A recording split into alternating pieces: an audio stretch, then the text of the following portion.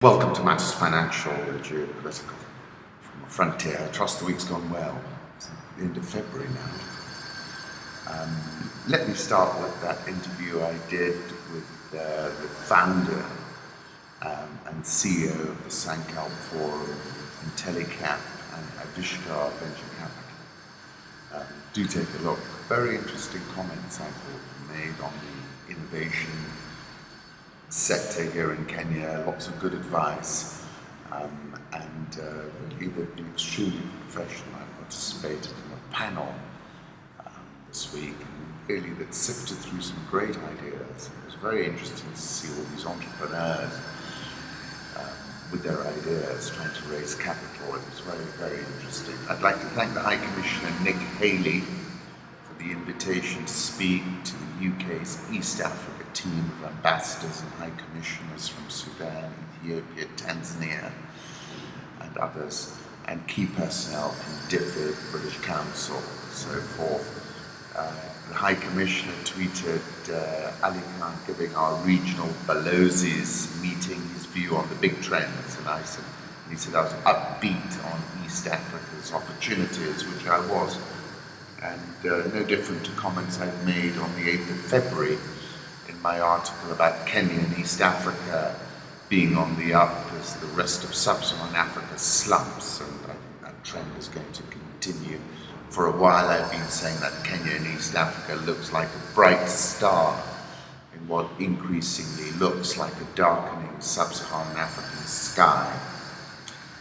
On that note, let me put up that photograph I took of the sunrise tinting clouds at Mount Kenya early in the morning when we visited last weekend.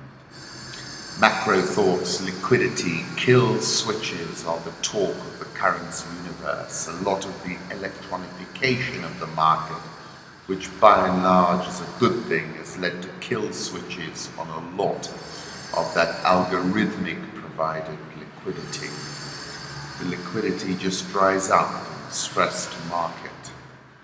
That took me back to George Soros and Stanley Druckenmiller, and I found a great video from May the 1st, 1994, with the two of them. And I wrote about Stanley Druckenmiller in September 2014.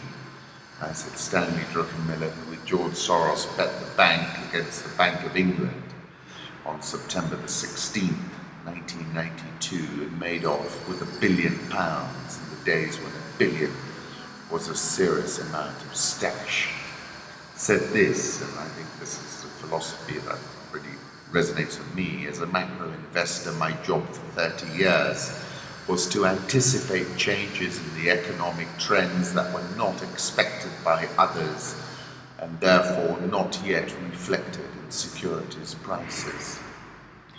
Home thoughts, let me start with a song by Bob Marley, Satisfy My Soul. If you've never listened to it, do listen, it's really tremendous. I started with Pushkin, my dreams, what has become of their sweetness, what indeed has become of my youth. He then said, it is better to have dreamed 1,000 dreams than never, that never were, than never to have dreamed at all. That jumped me to Jorge Luis Borges. He awakened not out of sleep, but into a prior dream, and that dream lies within another, and so on to infinity, which is the number of grains of sand. The path that you are to take is endless, and you will die before you have truly awakened.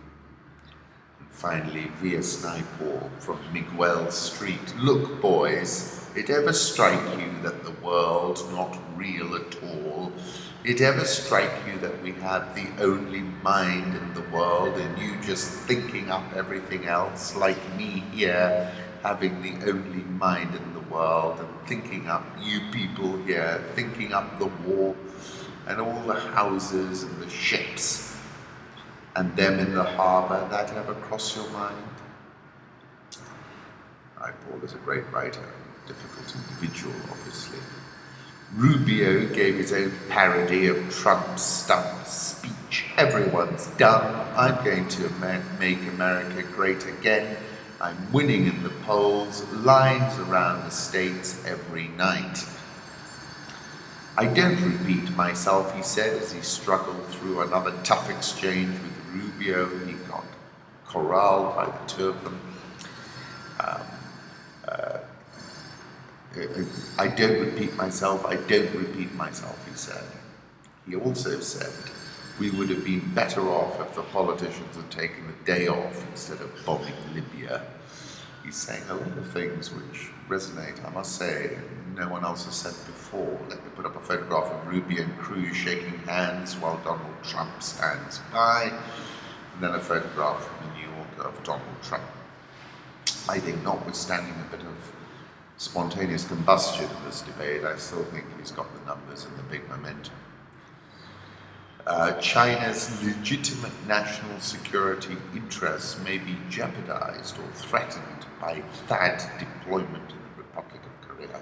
This is the PRC Foreign Minister Wang Yi. And I said before that THAAD is pointed at North Korea, but also at China.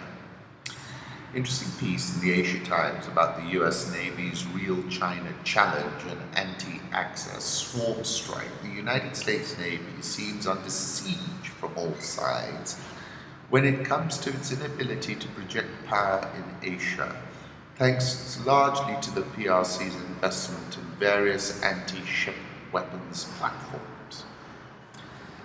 The threat such weapons pose to America's mighty aircraft carrier, the carrier is the very symbol of Washington's power and influence around the world. Unfortunately, the US flat top seems to be under constant attack time and again. Growing threat of anti-ship weapons that can be launched from land, sea and air by Beijing. Beijing is certainly getting more aggressive in pushing its interests front and center. China has the ability to launch anti-ship strikes with cruise and ballistic weapons from land, air and sea, and from ranges as far as possibly 2,500 miles away. US carrier strike groups in a crisis would need to fight their way into a contested theatre of operations in the South China Sea, in and around Taiwan, or around the East China Sea. Beijing would be able to launch massive swarms of different types of anti-access area denial missile platforms and US naval assets, with China sporting many more missiles of various types than US defense officials could defend against. Beijing would seemingly be able to deliver multiple mission kills against US naval vessels.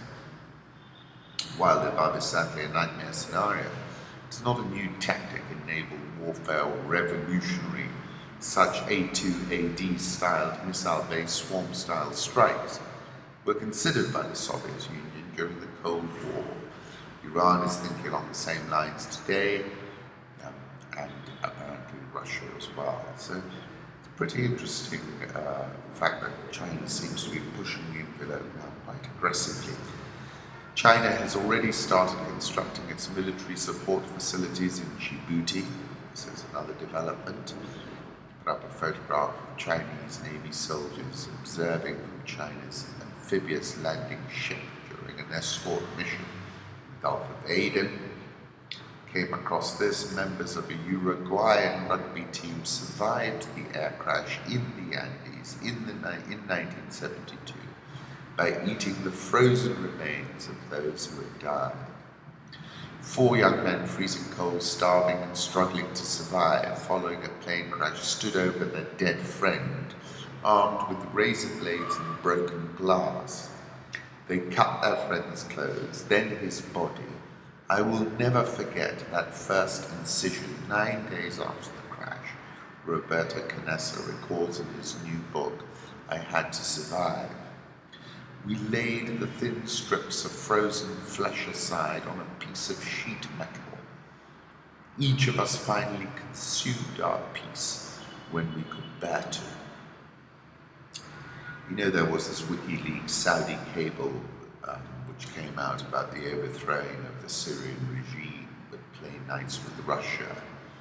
And just to go through it again, the fact that must be stressed in the case where the Syrian regime is able to pass through its current crisis in any shape 4.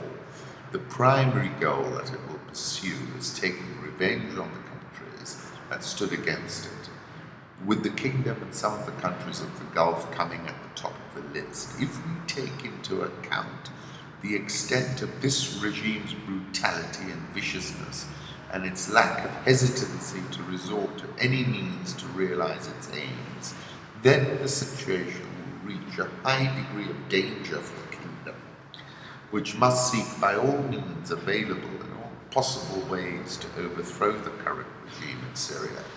As regards the international position, it is clear that there is a lack of desire, not a lack of capability on the part of Western countries, chief among them the United States.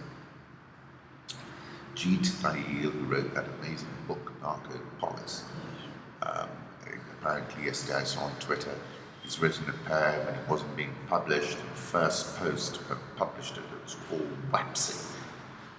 On television, the new war blares, we sick bitches lick our wounds and try to recuperate cow logic, cowed rhetoric, cowardly assassinations, replicate the ways God dons armor. In India in 2015, the earth picks at its scabs, old wounds made fresh. Children crawl backward like crabs to the cradle, no light, no progress, only a cleansing of the unclean, as defined by the Prime Minister's fringe masters. His beard drips grammar this morning, and though his fist pumps properly for the camera, he has lost faith in his tryst, his destiny.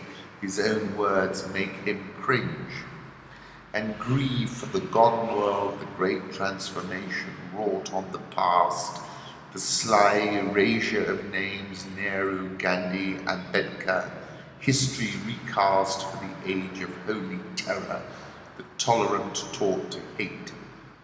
Why measure time with words when word is met with violence? How tame, how lame this line met with silence, how useless its meter and rhyme.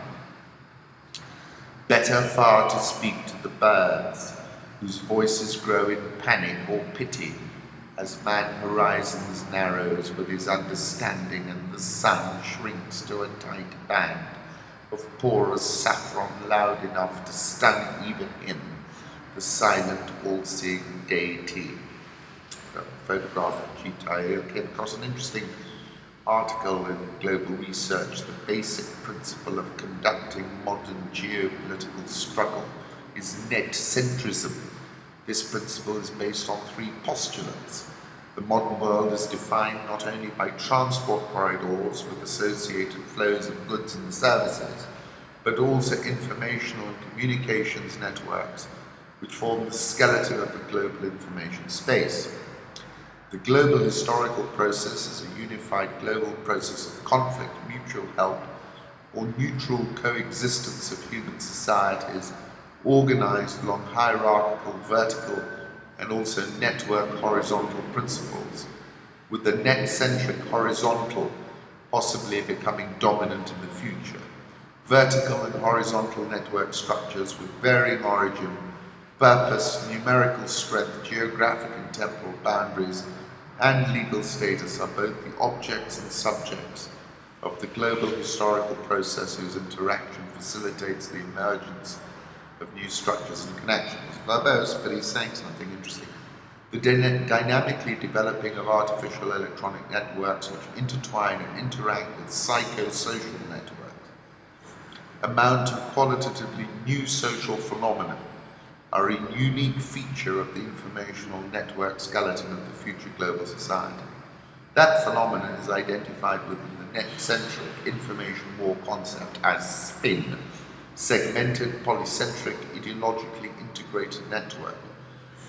We should note that Microsoft offered a more precise definition of this phenomenon, namely electronic nervous system, or ENS. The main global actor systematically using the net-centric principle in geopolitical struggle is the USA, obviously. International markets were entering a new and different era of globalization, and the defining feature is data and digital flows. That's correct too, isn't it? The IMF says it's likely it'll cut its global forecast in April. If so, it will be its 17th downgrade out of the last 22 outlooks. Currency markets, Euro 110.62, dollar index 97.14, Japanese yen 112.78, Swissy 0.9878, the pound 139.93, the Aussie 0.7220, Indian rupee 68.755, South Korean won 12.3614, Rial 395, Egyptian pound 783, South African rand 15.5736. Let me put up a 3-month chart of the euro dollar, and I'm of the view that Draghi might disappoint because these expectations keep going larger and larger. Have a look at this. ECB's QE has failed. The central bank's favoured inflation gauge hits record low under 1.4%. Sterling, let me put up a 1-year chart. Stronger core data coming out of the economy. I still think we're going to 136.50. That's going to be uncertainty around whether the UK will exit Europe. Dollar yen 112.78. My target remains 105. Gold last trading at 1237.25. It's had a steep rally in the last 2 months, obviously on concerns about the global economy and tail risks, and it's well supported. Wall Street rallies to January levels amid oil bounce. Oil had a big rally yesterday.